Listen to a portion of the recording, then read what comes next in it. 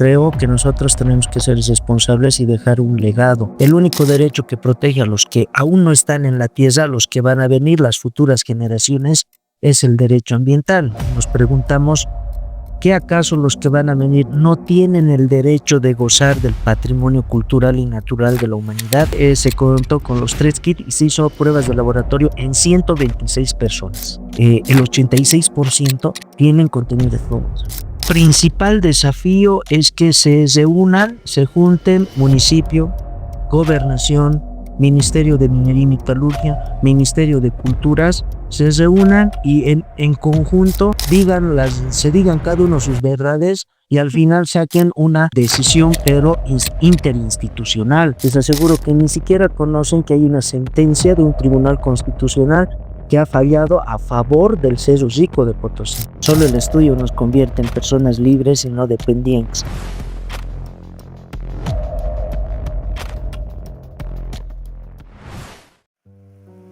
Buenas tardes, me llamo Mayra Calla y soy representante de la SOCEAR. Juntamente vamos a hacer un podcast de la RELIT.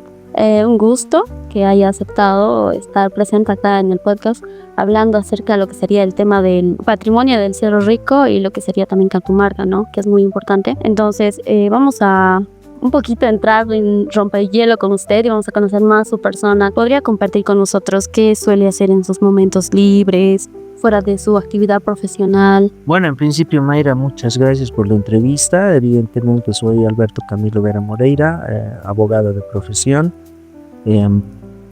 Bueno, en mis tiempos libres me gusta hacer deporte y escribir. Ese es mi pasatiempo, toda vez que nuestra función docente es fundamental no solamente trabajar en aulas, sino que corresponde aportar a la ciencia. Y para ello nosotros de alguna manera hemos desarrollado inclusive algunas teorías en los cursos que hemos ido realizando. Bueno, para, como tú decías, romper el hielo, bueno, como te digo, me presento académicamente hablando. Soy licenciado en Derecho, tengo un diplomado en Derecho Ambiental con la Universidad Externado de Colombia. Tengo una especialidad con el Instituto Latinoamericano de Ciencias del Perú en Derecho Ambiental. Tengo una maestría en Gestión Ambiental de Recursos Naturales con la Universidad Tomás Arias de Agraria, Cuba. Tengo un doctorado con la Universidad Europea de Energía y Ambiente en Sostenibilidad. Y el año pasado hemos terminado el postdoctorado con la Universidad de Atlanta de Estados Unidos. A consecuencia de ello, tú entenderás que evidentemente sí hemos publicado, tenemos 6 libros publicados. El último hemos sacado el 2023, son 2 tomos de Derecho Ambiental. El primero publicamos el año 2006. Es decir, yo estaba todavía muy joven cuando publicamos el primer libro, pero ya éramos docentes. Es decir, a la fecha ya tengo 20 años de docente. Fui docente aproximadamente unos 25 años, 24, 25 años. Sí, saliendo a los 22 de la universidad, hicimos con el convenio Andrés Bello lo que te comentaba de posgrado, y de ahí empezamos ya desde el 2003 específicamente enfocados en la temática ambiental, que creo que trae este conversatorio esa dinámica. Es lo que puedo comentar en esta primera fase, rompiendo el hielo como tú vas señalando. Bueno, qué interesante. ¿Y tiene alguna pasión o interés personal? La pasión y el interés personal es justamente mi enfoque de las futuras generaciones. Creo que nosotros tenemos que ser responsables y dejar un legado, porque el hecho de estar con estudiantes, con ustedes, con jóvenes, es el hecho de generar un compromiso, pero un compromiso para los que van a venir. Yo leo mucho el tema del estoicismo, por ejemplo. Me interesa mucho la filosofía de los presocráticos, de igual manera con Sócrates, y esa filosofía que se va planteando, y hasta ahora pasan siglos y nosotros seguimos utilizando sus frases célebres, seguimos tomando en cuenta la filosofía que han tenido. Y modestamente hablo, por favor, es el hecho que nosotros, desde lo poco que podemos dar o aportar a la ciencia, es nuestra obligación, reitero, no solo en aula, sino que es una obligación, creo yo, del docente, no solamente impartir información, sino además tiene que producir, debe investigar, publicar libros, hacer artículos científicos y conllevar la teoría a la práctica. Y eso es lo que vamos a hablar ahora. Cómo esta teoría lo hemos llevado a la práctica. Podría significar, claro, diplomado, especialidad, etcétera, pero ¿dónde está la aplicación que se tiene? Y eso es lo difícil, es eso, llevar la teoría a la práctica, de que es lo que vamos a comentar ahora. ¿Tiene alguna costumbre que haga normalmente el día a día, personalmente? Sí, todos los días trabajo o estoy en algunos cursos de actualización, porque reitero, una función del docente es estar actualizado. Por muy nivel de doctor que puedas tener, tienes que seguir estudiando, seguir actualizando necesariamente. Eso es sine qua non y eso es lo que hago todos los días y trato de hacer unos 5 minutos un poco de deporte, porque tú sabes que hay que estimular al cerebro y el deporte es un buen estímulo, por supuesto, aunque aún sea en 4 paredes en tu cuarto, y eso resulta, y eso lo practico desde primer curso prefacultativo, prefacultativo de la universidad hasta ahora. Es más, cuando tenemos algún examen fuerte o duro, o teníamos exámenes fuertes y duros igual, siempre los 5 minutos antes para estimular un poco el cerebro.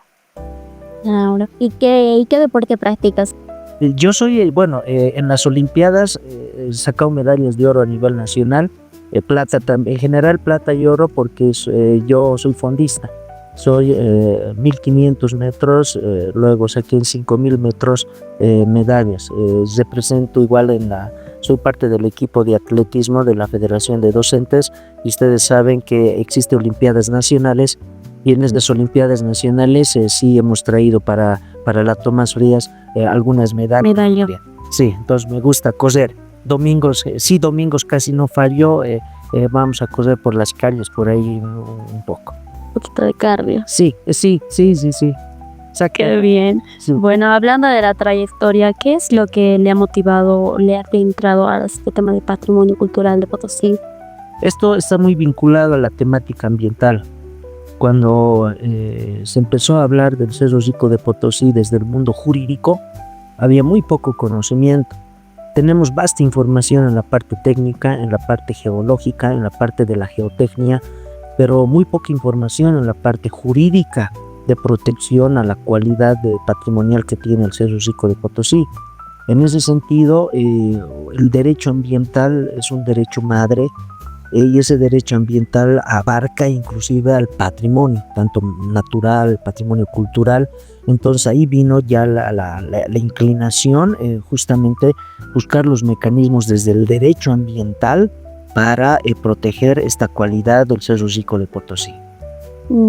Claro, entonces mediante el ambiental le interesó más lo que es el patrimonio de Potosí. Sí, fue a partir del derecho ambiental, vimos el espectro, porque el único derecho que protege a los que aún no están en la tierra, a los que van a venir, las futuras generaciones, es el derecho ambiental. Y nos preguntamos, ¿qué acaso los que van a venir no tienen el derecho de gozar del patrimonio cultural y natural de la humanidad, mensajero de la paz, reliquia nacional, símbolo de la independencia?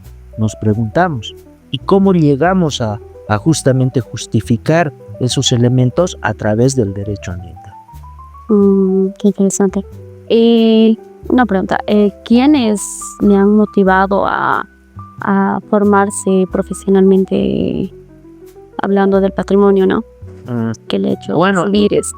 En realidad nos convocaron del Comité Cívico Potosinista en algún momento, hace varios años, y nos pidieron algún criterio en relación al Cerro Rico de Potosí.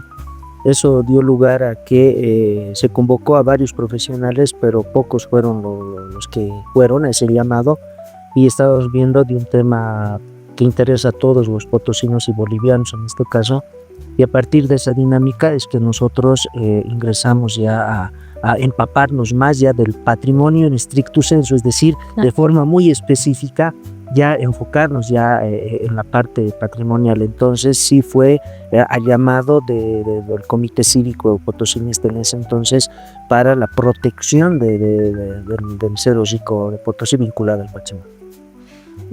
Sí, creo que al inicio no estamos muy empapados, ¿no? Tal vez del patrimonio que tenemos, no valoramos. Sí, recuerdo un amigo de la Universidad de San Andrés, que es doctor en física, el doctor Eduardo Palenque, vino con su esposa, que es María Elena Angulo, que es bióloga. Vinieron porque nosotros hicimos un intercambio para que pueda ayudar a mis estudiantes de práctica al laboratorio de la atmósfera, a la radiación ultravioleta en Cotacota. Entonces de ahí yo les invito a Potosí para que vengan un fin de semana, y con toda sinceridad, cuando llegaron acá, fuimos a pasear por las calles, empezaron a hablar ellos, ese balcón es colonial, no, pero este otro balcón es republicano, y así. Entonces yo, que soy potosino, con toda sinceridad, no podía identificar si este balcón de la Bustillos o de la Chayanta, no sé si era de la colonia o era republicano. Entonces, caramba, una autocrítica, era una autocrítica que en mi propia tierra, mis amigos que son paseños conozcan y sepan identificar esos matices justamente de nuestro patrimonio, del casco histórico en este caso. Y bueno, eso ya igual nos convocó a jalón de orejas, hay que un poco más conocer, estudiar nuestras realidades justamente. Entonces de ahí empezó también el tema de patrimonio.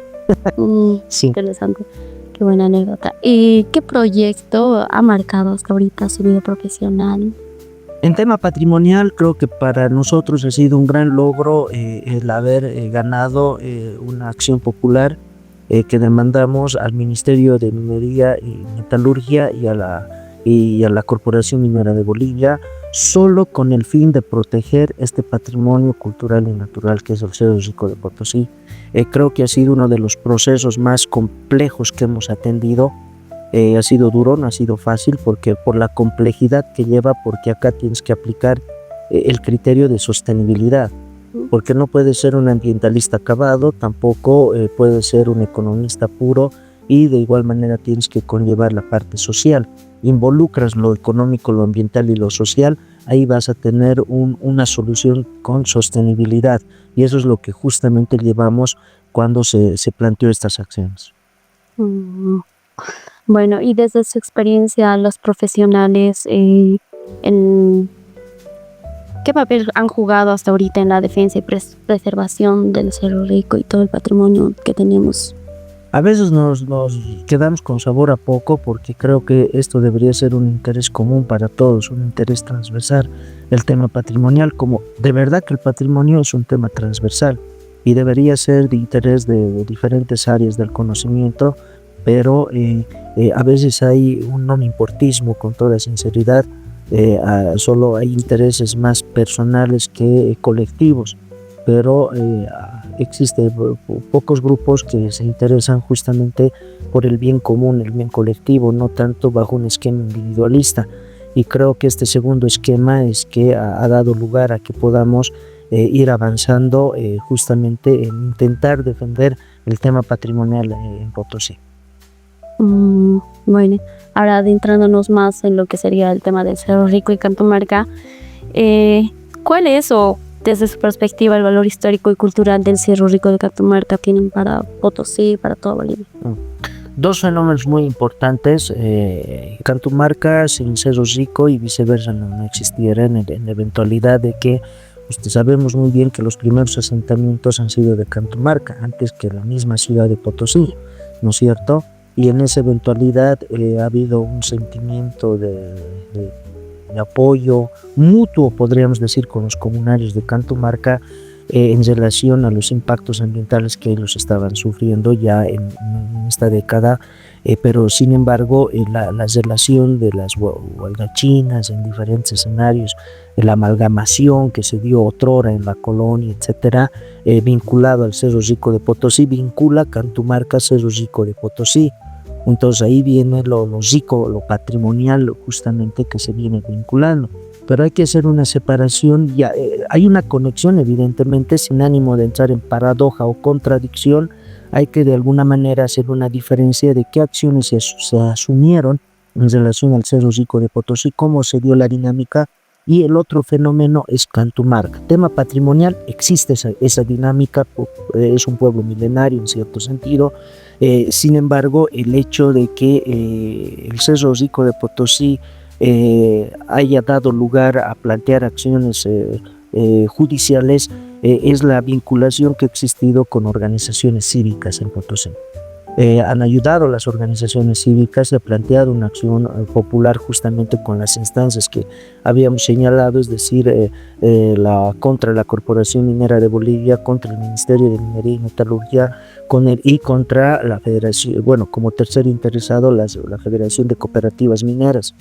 La dinámica que nosotros habíamos argumentado es que se está hundiendo aún más y hemos perdido la estructura cónica del Cerro Rico de Potosí, y algo tenemos que hacer como potosinos, sin descuidar, sin desmerecer el derecho al trabajo que tiene el sector minero, pero aquí hay un escenario.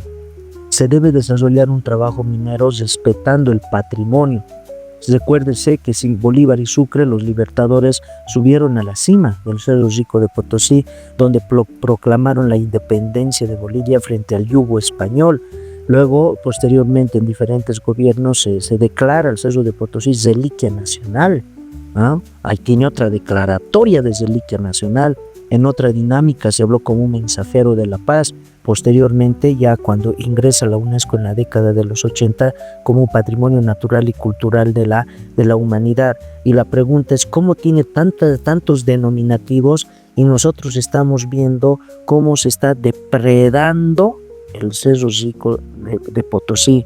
Ese fue el argumento para que se pueda plantear estas acciones, y podríamos hablar muchos otros elementos más, las experiencias que hemos tenido cuando hemos subido a una audiencia, cómo nos han hecho escapar a pleno dinamitazo para que no se lleve a cabo las audiencias, o amenazas por una parte que venían, pero bueno, eso dejamos de lado, sino que el fin último era justamente proteger el tema patrimonial. Y sin embargo, el Tribunal de Garantías de Potosí concede la tutela en esa acción que planteamos, y esta fue ratificada luego por el Tribunal Constitucional Plurinacional bajo la sentencia constitucional 1062/2002 S4, donde reconoce por primera vez un tribunal constitucional de forma específica, habló en un parágrafo de forma expresa de la cualidad patrimonial que tiene el Cerro Rico de Potosí. Se consiguió, evidentemente, está juridizado esa dinámica. El Tribunal Constitucional se ha pronunciado sobre el cerro, y ¿qué es lo que ha definido? Se debe proteger la gradiente, toda la gradiente del Cerro Rico de Potosí. Convoca a la Comibol, convoca al Ministerio de Culturas, Descolonización y Despatriarcalización a asumir acciones para preservar la cualidad patrimonial del Cerro Rico de Potosí y su estabilidad. Eso es lo que se logró, y existe una sentencia en esa eventualidad. Lo que corresponde ahora que ya las autoridades den cumplimiento a esa sentencia constitucional. Entonces, esa es la virtud que por lo menos ya jurídicamente hablando se puede utilizar como un mecanismo más de defensa en relación al Cerro Rico de Potosí. En relación al otro escenario, caso Cantumarca, recuerdo cuando nosotros estábamos de asesores en el consejo, vinieron comunarios de Cantumarca quejándose, señalando que nadie hace nada en relación a la salubridad pública que tienen ellos por las afecciones que tienen. Inclusive una profesora que vino nos dijo: tengo cáncer, etcétera, y no sabemos las causas. Empezamos a indagar nosotros, empezamos a buscar información, y luego empezamos a ver que en Laguna Pampa 1 y Laguna Pampa 2, por ejemplo, estaban trabajando fuera de la licencia ambiental. La Asociación de Ingenieros Mineros tenía que hacer su cierre ambiental en noviembre del año 2017. Según su cronograma de plan de cierre y rehabilitación del área, a momento de obtener su licencia ambiental. Es decir, nosotros utilizamos su misma documentación para hacer la defensa. No nos quisieron dar la información, ni la misma gobernación, con toda sinceridad. Tuvimos que viajar con los comunarios hasta la ciudad de La Paz, a Obrajes, a la calle 8, porque ahí está el Viceministerio de Medio Ambiente, Biodiversidad, Cambio Climático, de Gestión y Desarrollo Forestal, y es ahí donde derecho al acceso a la información y aplicando el acuerdo de Escazú, nos dieron la información completa de cuál es la situación ambiental que tiene la Asociación de Ingenios en relación a Laguna Pampa 1 y Laguna Pampa 2. Nos pusimos a revisar con los comunarios la documentación y ahí encontramos que ya el cierre deberían hacerlo el 2017 y seguían depositando colas secas fuera de la licencia ambiental. Y por las inspecciones que realizamos, los vientos, como ocurre en esta época, recuerdo muy bien, entonces los fuertes vientos elevan estas partículas que tienen contenidos tóxicos y plomo incluido, y eso transporta a Cantumarca y así se está inhalando. Y en esa eventualidad hicimos 3 pruebas de laboratorio en tres miembros de Cantumarca, y los 3 tenían presencia de plomo en sangre. Claro, tengo entendido que hasta ahora se está llevando a cabo, sigue. Fue una primera fase para iniciar otra acción popular, ya esto contra la Asociación de Ingenios. Fuimos juntos con los comunarios de Cantumarca y para preparar esta acción popular, primero realizamos 3 pruebas de laboratorio, solo 3, en 3 personas para que haya evidencia que sí están siendo afectados en su salubridad pública. Entonces resulta que entramos a la audiencia, nos fue bien en la audiencia, ganamos, aunque nos concedieron en parte. Luego esto se emitió al Tribunal Constitucional y lo lindo que el Tribunal Constitucional revoca la resolución de acá y dice, ¿por qué les concedieron en parte? Deberían concederles de forma total. Una satisfacción, ¿no? En ese sentido también para nosotros, pero bueno, desde la jurisprudencia básicamente. Y a partir de esta dinámica no nos quedamos ahí. Ya teníamos la sentencia a favor de Cantumarca, etcétera, y a partir de eso decidimos, pero sigamos indagando aún más. Y de esa manera nos contactamos ya con la Sociedad Potosina de Ecología, que ayudaron mucho, aconsejarme Nacho de igual manera, y por otra parte los comunarios de Cantumarca, cada uno se compró 3 kits, hicimos cuota inclusive para comprar los kits de laboratorio, para determinar si solo son 3 o hay mucha más gente que tiene plomo. Claro. Entonces se compró 3 kits que vale mucho dinero y en ese kits de laboratorio, sí. Y en ese sentido es el hecho de que se contó con los 3 kits y se hizo pruebas de laboratorio en 126 personas. 126 comunarios de Cantumarca en diferentes grupos etarios, mayores, jóvenes y niños. Resultados rápidamente, por tiempo, pues, por el postcat, ¿no? Podcast, perdón, rectifico, sí, corrijo, gracias por la corrección. En esta dinámica es el hecho de que el 86% salió positivo. Tienen contenido de plomo en sangre. Lo más triste, un niño de 2 años, niveles elevados de plomo. Para ser sintético y preciso con tu público, la Organización Mundial de la Salud establece niveles de toxicidad. 5 microgramos de decilitro de plomo en sangre es el nivel de contaminación. 10 microgramos de decilitro de plomo en sangre, niveles altos de toxicidad en la persona. Y el niño de 2 años, 14.2 microgramos de decilitro de plomo en sangre. Niño de 2 años. ¿Qué culpa tiene el niño de 2 años? Y ya con ese nivel de contenido. Pruebas de laboratorio que se sacó de estos grupos etarios. Entonces ahora justamente se ha logrado, se está haciendo el cierre ambiental de Laguna Pampa 1 y 2, están en esa fase, se está haciendo el cierre, el tribunal ha impuesto una multa diaria en caso de incumplimiento, ya ha pasado ese tiempo, por si acaso, se dio 1 año para que se haga el cierre ambiental, ya pasó ese año.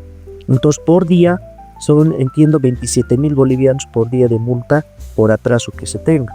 Seguramente las autoridades harán cumplir pues esa sentencia que también se ha logrado. Eso es en síntesis para separar Cerro de Potosí y caso Cantumarca en relación a la pregunta. Claro, creo que también tenía entendido que estaba afectando el dique de cola, creo también, ¿no? En realidad es Laguna Pampa 1, Laguna Pampa 2 y la presa de colas de San Antonio. Son 3. Ahí se depositan residuos minero-metalúrgicos. Donde se atacó fue Laguna Pampa 1 y Laguna Pampa 2, porque ahí se estaba depositando colas secas. ¿Qué significa? Del proceso minero-metalúrgico sale el residuo minero-metalúrgico en lodo. Y lo que se hace ahora es en prensas absorben todo el agua y es seco, por eso se llama cola seca. Eso lo transportaban a Laguna Pampa 1 y 2. Y eso nunca se dijo en la licencia ambiental. Entonces de ahí es que justamente se argumentó en la acción popular que se tuvo estos argumentos ante el Tribunal de Garantías, y por eso es que se concede totalmente, porque se estaba trabajando fuera de la licencia ambiental. Qué interesante. ¿Y de qué manera la declaración del patrimonio a nivel mundial ha impactado la percepción y la conservación de estos dos lugares?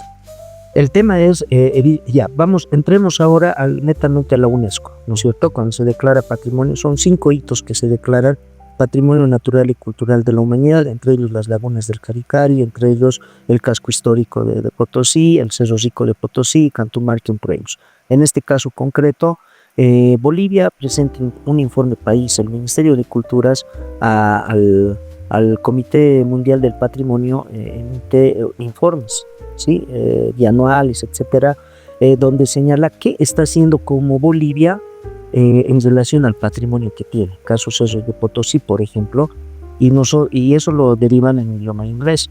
Entonces nosotros pudimos traducir los informes que se están enviando, pero una cosa es revisar los informes y otra cosa es la realidad en la cual nosotros estamos viviendo, lo cual nos ha sorprendido. Sabemos muy bien que en este momento estamos en la lista de patrimonio en riesgo, y estar en lista de patrimonio en riesgo significa que estamos a un paso de ya no ser patrimonio natural y cultural de la humanidad. Ese es el riesgo que tenemos. Y si salimos de ese patrimonio natural y cultural de la humanidad, el Cerro de Potosí se queda sin esa protección patrimonial, si nos damos cuenta. Pero aún sea el caso, ya tenemos una sentencia del Tribunal Constitucional que reconoce su cualidad patrimonial. Ahí viene la importancia de dichas sentencias, si nos damos cuenta, ¿no es cierto? Porque ahora, ¿qué se está haciendo? Si nos damos una vuelta camino a Tarija, van a ver ustedes que es un cráter. O sea, ya no hay estructura cónica, es de verdad que es un cráter en nuestro cerro, y solo por aparentar parece que la parte frontal nada más de alguna manera se está queriendo conservar, pero si nos vamos a la parte posterior, de verdad da mucha pena, mucha tristeza cómo se está inclusive trabajando con maquinaria pesada, cielo abierto en nuestro Cerro Rico de Potosí. Entonces, en conclusión en este punto, la UNESCO le ha dicho al gobierno, no recientemente, le ha dicho hace varios años, que elaboren una nueva normativa, porque el decreto supremo 27787 no es el idóneo. El decreto 27787 establece que no se puede trabajar de la cota 4400 hacia arriba. La cúspide es 4700, aquí es la cota 4400, aquí están los óxidos y abajo los sulfuros. Entonces lo que prohíbe ese decreto supremo es que justamente no se afecte justamente el tema de los óxidos, pero eso sí ha incumplido. Y la UNESCO le ha dicho al gobierno, esa tu normativa específica del Cerro Rico de Potosí no ha sido tan efectiva para proteger el cerro. Y la UNESCO le ha dicho al gobierno, elabore una nueva disposición legal, una ley, un decreto, etcétera, que de verdad proteja al Cerro Rico de Potosí. Y preguntémonos ahora si el gobierno a la fecha está cumpliendo lo que ha señalado la UNESCO. No está cumpliendo hasta la fecha. Ya deberíamos tener la Asamblea Legislativa Plurinacional o el órgano ejecutivo, en su caso, deberían elaborar una norma de mayor protección en relación al Cerro Rico de Potosí.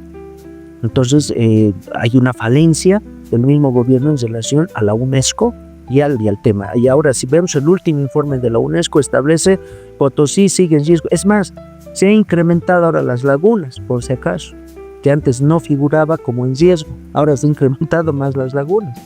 Entonces ahí viene la dinámica donde se debería trabajar con la UNESCO.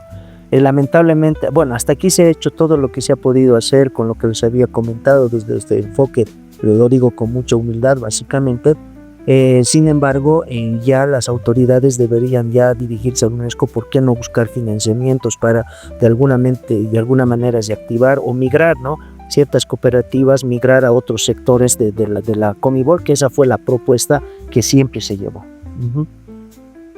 ¿Y cuáles son los principales desafíos que hasta ahorita están pasando estas patrimonio. El principal desafío es que se junten municipio, gobernación, Ministerio de Minería y Metalurgia, Ministerio de Culturas, se reúnan y en conjunto se digan cada uno sus verdades y al final saquen una decisión, pero interinstitucional, cumpliendo justamente los compromisos que tenemos como Bolivia frente a la Convención Mundial del Patrimonio. En 1972, Bolivia ratificó un convenio, el Convenio Mundial sobre el Patrimonio. Y al ratificar, nosotros nos obligamos como país a cumplir ese convenio internacional. Entonces, lo que estamos diciendo es que se reúnan estas instancias y cumplan pues lo que dice el convenio, protejan el patrimonio mundial en esa dinámica. Creo que ese es el principal desafío. ¿Y qué estrategias cree efectivas para fomentar una mayor participación ciudadana en la ciudad de Potosí? Lo que ustedes están haciendo, creo que es fundamental, la información. Creo que si yo no tengo la información, si desconozco algo, muy poco puedo opinar. Pero si yo tengo una información ya, digamos, relativamente fidedigna, etcétera, entonces yo ya me empiezo a preocupar, etcétera, y qué se puede hacer en relación al Cerro Rico de Potosí y Cantumarca, por supuesto, de igual manera. Entonces creo que una estrategia fundamental es difusión de la información en relación al Cerro Rico de Potosí, porque muchos, les aseguro que, estimada Mayra, les aseguro que ni siquiera conocen que hay una sentencia de un tribunal constitucional que ha fallado a favor del Cerro Rico de Potosí. Y eso es lo que aún se tiene que ir difundiendo. Creo que es una estrategia primera. Una segunda estrategia, ya como academia hablo, ¿no es cierto? Porque una cosa es decir que hagan, pero ¿qué tendríamos que hacer como academia? Y como se está haciendo, por ejemplo, la Facultad de Minas tiene una propuesta técnica de cómo estabilizar el cerro, pero solo falta financiamiento. Pero ya existe la propuesta técnica, ya se tiene la propuesta que tienen los colegas de la Facultad de Minas por una parte. Entonces creo que esos proyectos, esas propuestas debería de alguna manera difundirse y apoyar, ¿no? Justamente para que se ejecute en relación al Cerro Rico de Potosí. Y el tercero también deberíamos acercarnos directamente ya a la UNESCO. Porque si no dice nada Ministerio de Culturas, no dice nada Gobernación, no dice nada Municipio, ¿qué nos quedaría? Ir a la UNESCO, y la UNESCO que nos dé las directrices que qué se hace con los otros patrimonios mundiales a nivel planetario, ¿no es cierto? Que por supuesto está dentro de esa dinámica el Cerro de Potosí. ¿Se acuerdan? Patrimonio natural y cultural de la humanidad. El Cerro de Potosí. ¿Y qué factores sociales, ambientales o económicos son los que considera usted que inciden más en la conservación? El tema social y económico. Es lo que nos decían. Entonces denos trabajo, entonces ya dejemos de explotar el Cerro Rico de Potosí, entonces denos 15,000 fuentes de trabajo a los 15,000 mineros a Montería Hormiga, por ejemplo. Ese es un tema de verdad real y fundamental. Y ahí viene el tema justamente del equilibrio de la sostenibilidad. Si soy ambientalista puro, digo, a partir de mañana no se explota el Cerro Rico de Potosí, porque además, según el doctor Jaime Claros, es un escudo natural de las fuertes corrientes que vienen de la Antártida y protege la ciudad de Potosí. Eso es ambiental. Entonces, esa es una visión, pero esa visión netamente ambiental romántica creo que no avanza. Ahora, me voy al otro escenario, decir, no, tema económico y social, como había criterios, no, pero para estar muy bien económicamente, haremos una explotación a cielo abierto del Cerro Rico de Potosí, vamos a estar felices por 10 años, pero ¿qué después de 10 años? Ya no vamos a tener cerro. Entonces, tampoco es un criterio lógico, ¿no es cierto? Porque ahí estoy pensando en un tema netamente económico y de ingreso, y no es correcto, que del patrimonio. Entonces, ahí viene el flanco del equilibrio ambiental, económico y social. Trabajemos, sí, pero cuidando la estabilidad del Cerro Rico de Potosí. Ese es el criterio de sostenibilidad que justamente viene del derecho ambiental, ese enfoque de sostenibilidad. ¿Qué significa? Los que están arriba de la cota 4.400 que migren a otras áreas de Comibol, áreas nacionalizadas, y de ahí lo que estamos garantizando es que siguen teniendo trabajo e ingresos económicos. Pero vamos estabilizando este sector vulnerable afectado principal del Cerro Rico de Potosí. O sea, y ya activamos el ecoturismo, pues de alguna manera. Por supuesto, van a decir, no se va a comparar el tema de una carga de mineral con turistas que van a subir, etcétera, pero veamos en el tiempo. Esto es temporal, pero si ya vemos de aquí a 10, 20 años, cambia la cosa, ¿no es cierto? Viene un equilibrio en cierto sentido, y lo bueno que seguimos gozando de esa cualidad patrimonial que se tiene en Potosí, básicamente. Bueno. Y en su labor, ¿cuáles han sido los obstáculos principales que ha tenido en el área legal o institucional que usted ha encontrado? Falta de información, vuelvo a reiterar, nosotros teníamos muy poca información. Cuando fuimos a la Corporación Minera de Bolivia para solicitar los contratos de las cooperativas mineras, no se nos daba información. Íbamos a la gobernación, el tema si cuentan con licencias ambientales, no se nos daba información.